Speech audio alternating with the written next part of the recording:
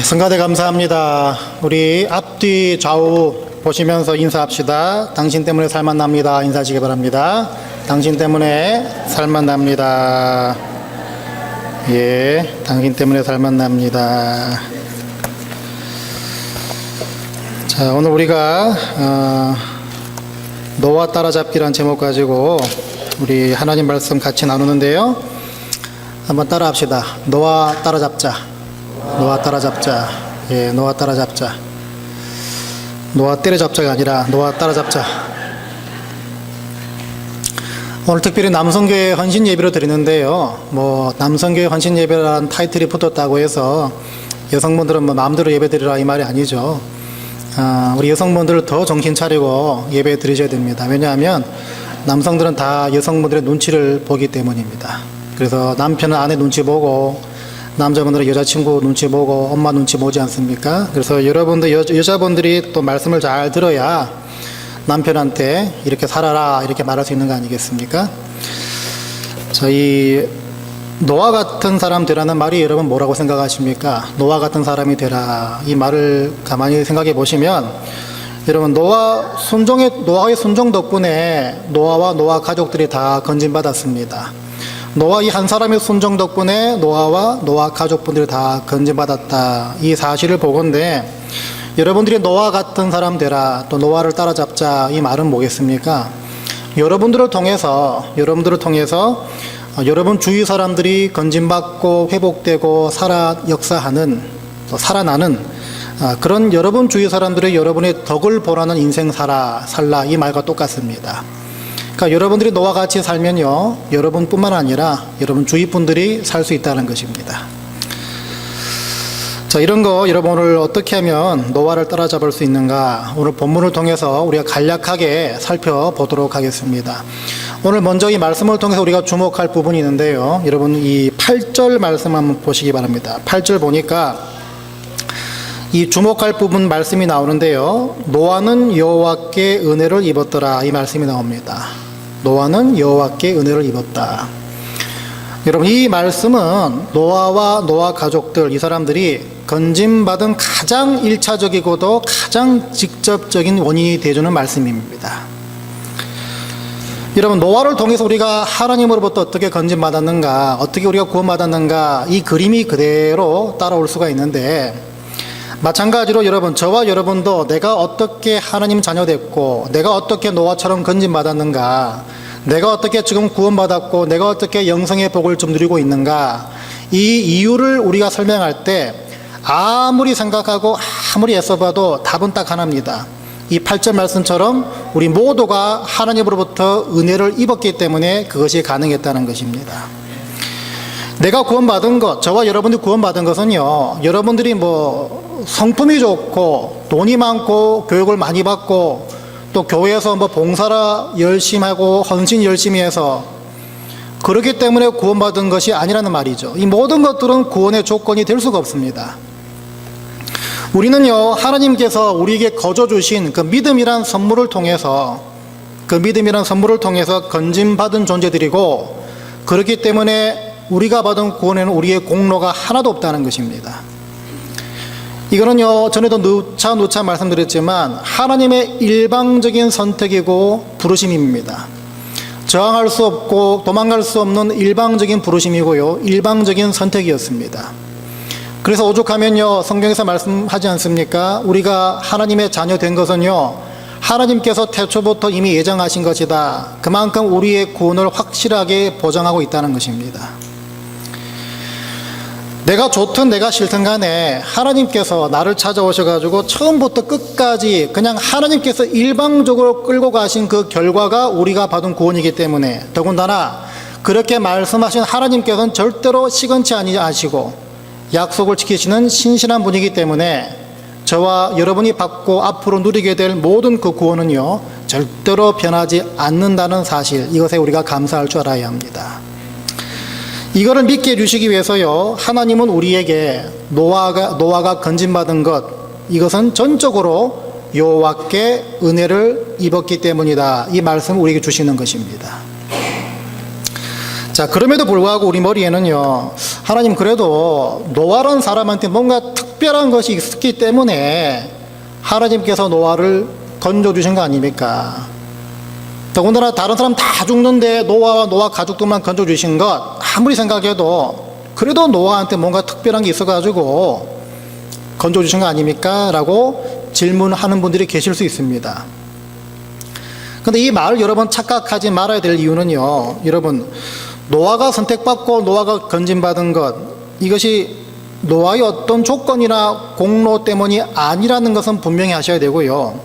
이 말을 굳이 우리의 수준으로 해석을 하자면 하나님께서 노아의 어떤 점을 주목하고 계셨다라고 살짝 바꿔서 이해를 해야 되겠죠. 자, 노아의 어떤 부분을 하나님께서 그동안 주목하고 계셨는가, 이 부분을 우리가 구절을 통해서 볼 수가 있는데요. 구절 말씀 봅니다. 이것이 노아의 족본이라. 노아는 의인이요 당대의 완전한 자라. 그는 하나님과 동행했다. 이렇게 나와 있습니다.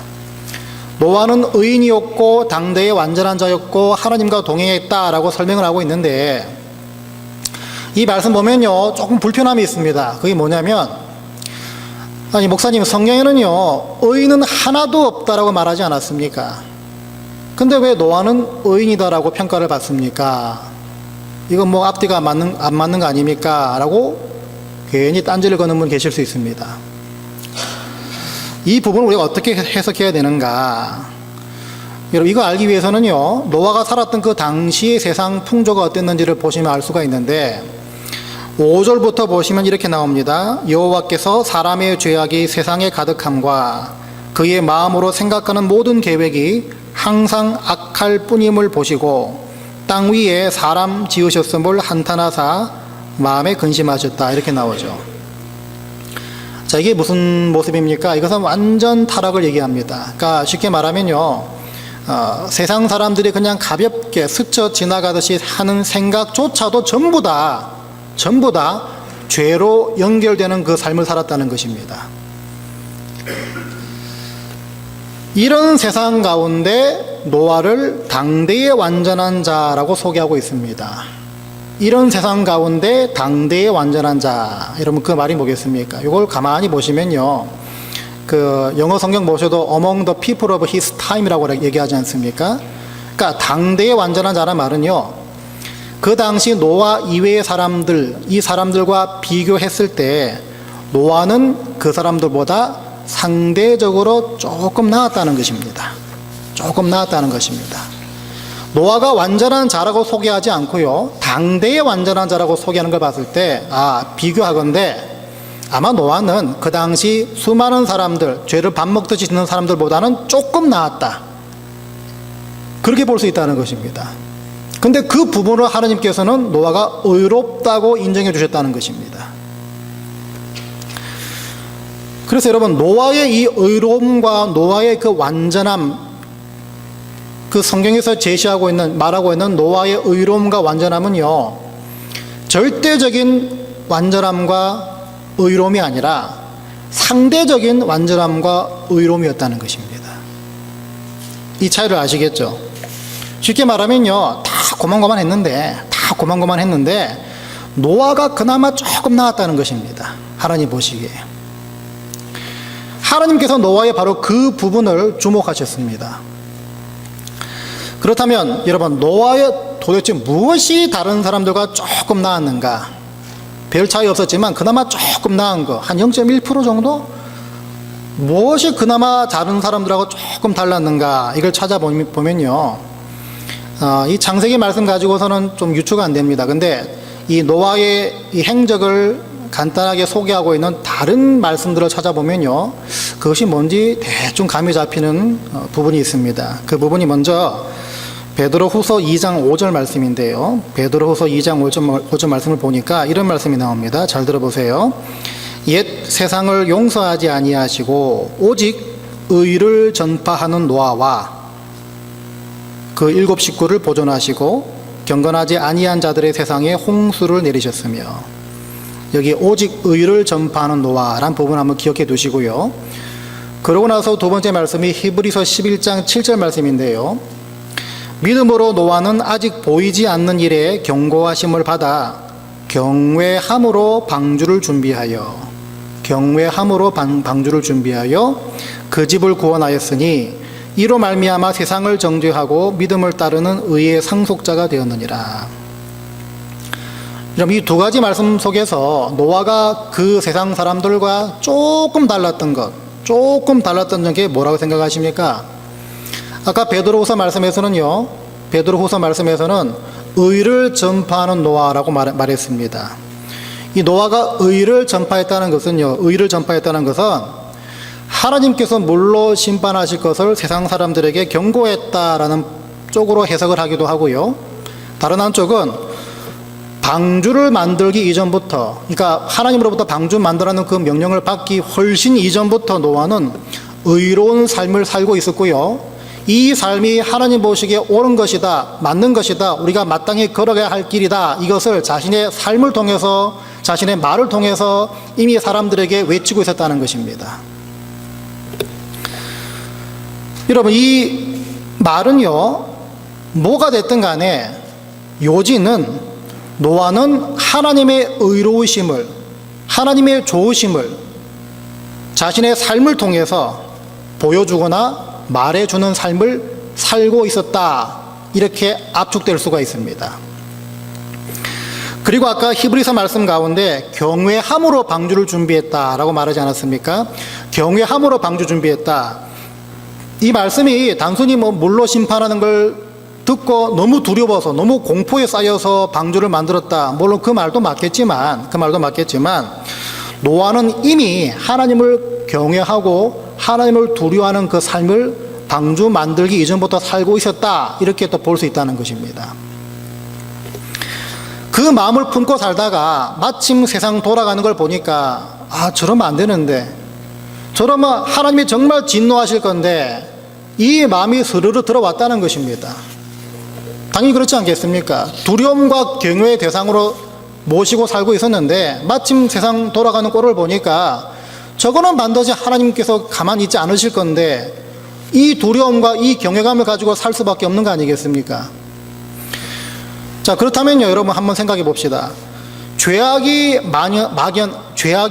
관영한 세상 가운데 생각하는 것, 계획하는 게 다 하나님께서 원치 않으시는 그 삶을 살고 있는 세상 가운데 하나님을 경외하고 하나님을 두려워하는 마음을 가지고 의로운 삶을 살기 위해서 내가 고군분투한다는 것은요, 필연적으로 무엇이 전제돼야 가능한 삶이겠습니까? 그 삶은요, 반드시 하나님께서 미워하시는 것을 나도 같이 미워해야 이 삶을 살 수가 있는 것입니다. 하나님께서 기뻐하시지 않는 것을 나 역시 기뻐하지 않을 줄 아는 분들, 그분들은요, 이 세상 사람들이 하나님이 기뻐하시지 않는 삶을 살 때 주님의 심판과 주님의 진노하심이 무서워질 수밖에 없게 됩니다. 그렇지 않습니까? 저러다가 큰일 나는데 그 사실을 내가 알고 있는데 어떻게 이 두려움과 경외감을 갖지 않을 수 있겠습니까? 그래서 나라도 저렇게 살면 안 되겠다, 이 마인드로 하나님께서 기뻐하시는 의로운 삶을 열심히 살고 있든지, 아니면 당신도 그렇게 살면 안 됩니다, 이렇게 하나님의 의로움을 말로서나 행함으로서 사람들에게 전파하는 것, 이 대안을 보여주며 살게 되는 것입니다. 노아가 당대의 완전한 자였다, 노아는 의인이었다, 이 말이 성립되기 위해서는요, 바로 이 두 부분이 전제가 되어야 된다는 것입니다. 물론 여러분, 노아라고 평생 죄 안 짓고 살았겠나? 크고 작은 죄를 물론 지었겠죠. 하지만 말씀드린 대로 노아는요, 이 밥 먹듯이 죄 지었던 사람들과는 조금 달랐다는 것입니다. 최소한 하나님께서 기뻐하시지 않는 것을 기뻐하지 않을 줄 알았다는 것입니다. 근데 그 다른 점이 하필이면 바로 하나님께서 주목하셨던 부분이라는 것입니다. 결국 이 말은요, 하나님은 노아의 그 99% 옳지 않은 삶을 들여다보신 것이 아니라 다른 사람들과는 달랐던 그 1%의 그 다른 점, 1%의 그 다른 점을 주목하고 계셨다는 것입니다. 그리고 그걸 바로 노아의 의로움, 다시 말해서 선택받고 건져주심의 이유로 삼아주셨던 것입니다. 묻겠습니다. 저와 여러분들은 죄를 미워하는 분들입니까? 저와 여러분들은 하나님께서 기뻐하시지 않는 것, 하나님이 미워하시는 것을 적극적으로 기뻐하지 않고 적극적으로 미워하지 않는 삶을 살고 계십니까? 저와 여러분들은 하나님께서 한탄하시는 것들을 우리 역시 한탄하는 모습으로 바라보는 삶을 살고 있습니까? 여러분, 이 죄라는 것은요, 하나님께서 기뻐하시지 않는 모든 것이라고 정의를 해야 합니다. 그래서 죄 그러면 단순히 다른 사람 해코지하는 것, 다른 사람 상해를 입히는 것, 거짓말하는 것, 도덕적으로 의롭지 않은 것, 이런 차원으로 생각하는 것이 아니라는 것입니다. 죄에 대한 정의가요, 죄에 대한 정의가 하나님께서 기뻐하시지 않는 것, 하나님이 미워하시는 모든 것이라고 정의가 돼야 우리 일상 속에서 우리가 여전히 주님을 의식하지 않고 일상을 살아가는 모습, 받은 말씀대로 살지 않고 그 말씀을 그냥 잊어버리고 사는 모습, 이게 죄로 느껴질 수가 있다는 것입니다. 어떤 분들은요, 목사님, 온 주위가, 모든 내 주위 사람들이 다 죄 짓고 살지 않습니까? 더군다나 내 주위에는 예수 안 믿는 사람 수두룩합니다. 그런 세상 가운데 내가 어떻게 구별되고 거룩하게 살 수가 있겠습니까? 이런 하소연하는 분들을 만날 수 있습니다. 근데 여러분, 성경 뭐라고 말하나 보니까요, 한번 이걸 생각해 보겠습니다. 여러분 잘 아시는 그 요시야라는 왕이 역대하 34장에 나와 있는데요, 이 요시야라는 왕은요, 왕이 될 때 나이가 8살이었습니다. 이 요시야가 왕이 된 후에 했던 행적들이 기록되어 있는데요, 거기 보니까 하나님을 찾고 구했다, 예루살렘과 유대를 정결케 했다, 그리고 모든 이방 신상을 다 몰아냈다, 이렇게 기록이 되어 있습니다.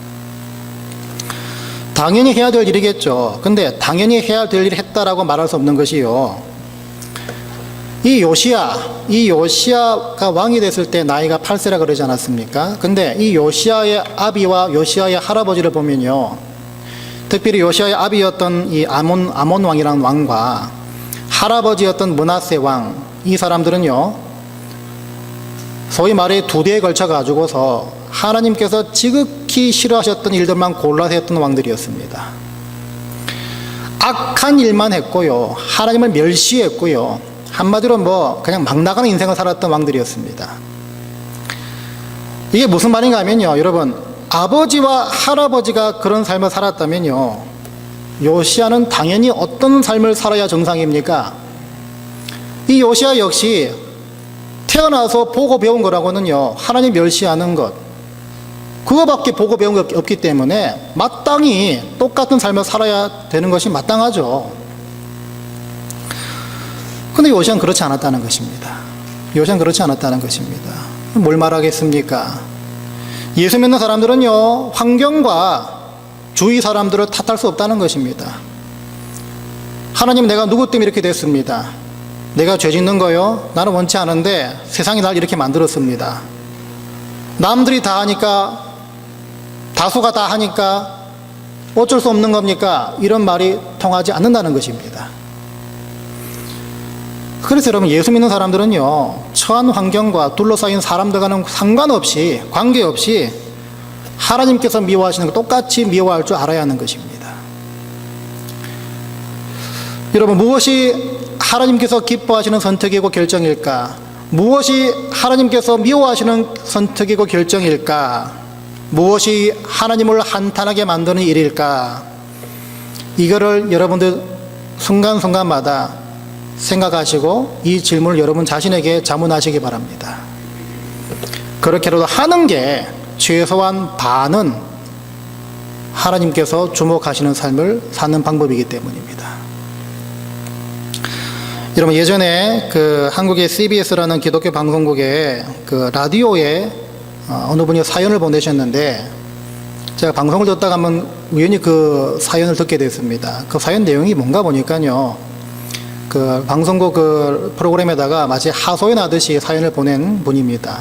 무슨 하소연인가 보니까 본인이 전도해가지고 그 친구가 교회로 나오게 됐는데, 얼마 전에 그 교회 나왔던 그 친구, 같이 교회 다니던 그 친구가, 본인이 전도했던 그 친구가 나 이제 교회 안 나가, 나 성당으로 갈래, 그랬다는 것입니다. 그 무슨 일이 있었나 이게 사연이 들어보니까요, 그 친구가요 조용한 시골 마을에 살고 있었는데, 하루는 한 가정이 본인 바로 옆집으로 새롭게 이사를 왔다고 합니다. 이사를 왔는데 문제가 뭐냐면, 그 이사 온 그 집 그 주인에게 큰 개 5마리가 있었다는 것입니다.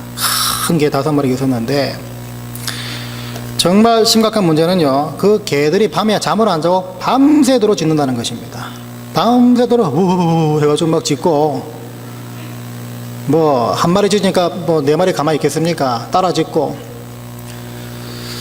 그러니까 이 친구가요 도저히 밤에 잠을 잘 수가 없다는 것입니다. 이 뭐 하루 이틀이지, 이건 뭐 계속 그러니까요 몇 번이고 찾아가서 개 좀 관리 좀 잘해달라고, 관리 좀 해주세요라고 그렇게 부탁을 드렸다고 합니다. 근데 이게 쉽지가 않습니다. 이 개가 5마리다 보니까 조용히 하는 것이 쉽지가 않습니다. 그래서 할 수 없이 이 친구분이 그 개 입마개, 개 입을 막는 무슨 마개가 있나 봐요. 개 입마개를 사시라고 본인이 직접 돈 8만 원까지 들이면서 좀 부탁을 드렸다는 것입니다. 자, 그런데 달라진 게 또 전혀 없었습니다. 여전히 밤마다 개가 짖습니다. 엄청난 스트레스를 받고요, 급기야 이 친구분이 불면증까지 걸렸습니다. 야, 이래 살다 죽겠다, 이래 살다 죽겠다 싶어가지고 다시 그 주인에게 찾아가서 대화를 하려고 찾아갔는데, 문제는요 이 대화가 그만 언쟁으로 변했습니다. 결국 이 개 주인이 그 대화, 그 말다툼을 녹취해서 자기가 언어 폭력을 당했고 자기가 정신적으로 피해를 입었다라고 형사 소송을 걸었다는 것입니다. 시간이 한참 지나가지고요 무죄 판결이 났습니다. 근데 이 개 주인이 또 가만히 있지 않고요, 그렇다면 이제 민사 소송을 걸겠다 해가지고 또 고소를 한다는 것입니다. 그러면서 사연 말미에 이런 말을 합니다. 문제는 그 집 개 주인이 교회 목사였다는 것입니다. 교회 목사였다는 것입니다. 이런 얘기 들으면 항상 목사가 주인공인데요, 제가 이런 얘기 드릴 때마다 참 조심한 것이요, 사실 이 이야기는 장로님이 될 수도 있고 집사님이 될 수 있는데 제가 살짝 목사로 바꿉니다. 왜냐하면요, 제가 설교를 늘 하다 보면 우리가 아니 어떻게 그럴 수가 있나 이런 얘기일수록 어떤 분들은 웃지 못하는 분들이 계세요. 그 말이 뭐겠습니까? 본인이 그렇게 살고 있다는 것이에요. 그러니까 이 말이 참 교묘하게도 어떤 사람들한테는 뭡니까? 아니 목사님이 어떻게 나한테 저런 말 할 수가 있어? 본인이 그런 삶을 살고 있다가 그런 지적을 받으니까 마치 본인이 들킨 것처럼, 목사님이 알고 일부러 막 그냥 일부러 그렇게 말하는 것처럼 느껴져 가지고 괜히 설교 듣고 뭐 시험 들고요 상처받고 혼자 막 그런 분이 계십니다. 그래서 가능한 모든 얘기들을 다 목사로 제가 바꿉니다. 사연 보낸 분의 전도로 이제 교회를 막 나가기 시작했는데, 그 친구가 그 일 이후로 교회를 안 나가고 이제 성당 나가겠다 그렇게 했다는 것입니다. 여러분, 이 이야기를 들으는 이유가 뭐겠습니까? 다른 것 없고요, 우리에게는요 어떤 결정과 어떤 선택의 순간마다 하나님께서 이 결정을 선택을 미워하실까, 기뻐하실까, 한탄하실까, 이거를 생각할 줄 아는 1분의 여유라도 있어야 합니다. 그 1분의 여유라도 있어야 합니다. 한번 생각해 보세요. 이사를 갔는데 옆집 사람이 찾아왔습니다. 아이고 새로 이사 오셔서 참 축하드립니다. 근데 개가 짖네요. 좀 조용히 시켜주시겠습니까? 그 말을 듣는다면 한 번은 그래, 개 짖는 것이 이웃에게 피해를 줄 수 있겠지, 내가 그냥 개를 그냥 막 풀어놓는 것이 하나님 기뻐하시는 일일까? 한탄하시는 일일까? 아니 전도의 물을 막는 일이겠지, 이렇게 생각할 수 있는 여유가 있어야 되지 않겠습니까? 살다 보면요, 또 개 입마개를 가지고 찾아왔습니다. 그러면 또 간곡한 부탁으로 개 좀 조용히 시켜달라. 그 말을 들었다면, 그래, 그 사람 말을 듣는 것이 하나님 기뻐하시는 일이겠지? 아니면 한탄케 만드는 일일까? 이렇게 생각하는 여유가 왜 없겠습니까? 찾아와서 말싸움으로 번졌습니다. 내가 형사소송을 걸겠다라고 생각할 때, 결정할 때, 선택할 때, 아니야, 이 일이 하나님 기뻐하실까? 한탄케 만드시는 일일까? 미워하시는 일일까? 그 생각에 여유가 왜 없겠습니까? 형사소송 졌다고 해서 또 민사소송 내 걸겠다 그렇게 결정할 때 그 순간조차 역시 하나님이 기뻐하시는 일일까? 한탄케 만드시는 일일까? 미워하시는 일일까? 이 생각에 이 여유, 이 자문하는 기회가 왜 없겠습니까? 하나님이 자꾸 기회를 주시는데 거기 맞지 않게 산다는 것입니다. 한 번 더 생각하고 한 번 더 자문하고 한 번 더 묵상해 볼 수 있는 여유로움이 노아 같은 삶을 살기 위해서는요, 우리에게 필요하다는 것입니다. 여러분, 그래서 하나님께서 원하시는 것을 내가 애써 행하려는 것도 참 중요하지만 그에 못지않게 중요한 것이요, 하나님께서 미워하시는 것, 싫어하시는 것, 한탄케 되시는 것, 이것을 잘 분별해서 그것을 적극적으로 싫어하고 미워하고 몰아내는 것 역시 더 중요하다는 것입니다. 노아의 구별됨은요, 바로 여기서 시작됩니다.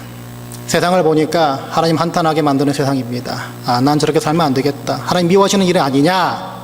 그 결정을 통해 그 결정에 합당한 삶을 사는 그 시작이 바로 노아의 건진받은 시작이 됐다는 것입니다. 말씀 맺겠는데요, 하나님은요, 노아처럼 하나님께서 미워하시는 것을 미워할 줄 아는 사람, 이 사람을 건져주시고 건져주실 뿐만 아니라 그 사람을 사용하십니다. 더 미리 말하면 남겨놓으십니다. 더 나아가서요, 그 사람들을 통해서 주위 사람들이 덕을 보게 만드십니다. 그렇다면 이번 한 주간 우리가 열심히 심어야 될 것은요, 무엇이겠습니까? 하나님께서 과연 내 삶 가운데 미워하시고 기뻐하시지 않는 일이 무엇인가, 최소한 이 구별하는 작업들이 시작되어야 합니다. 그리고 내가 그것을 돌이키겠습니다. 회복하겠습니다. 고치겠습니다. 변하겠습니다. 이 결단의 능력을 구하셔야 됩니다. 그게 문제를 찾아내셔서 순종하고 그 순종의 삶을 열심히 살아내는 것이 바로 저와 여러분이 이번 주간 받은 숙제입니다. 바라기는요, 모든 상황 속에서 과연 이 결정과 이 선택이 하나님께서 원하시는 것일까, 이거를 늘 자문하는 삶을 살게 되시기 바랍니다. 그래서 저와 여러분들이 바로 이 21세기의 노아들이 다 되시기를 주의 이름으로 간절히 축원드립니다.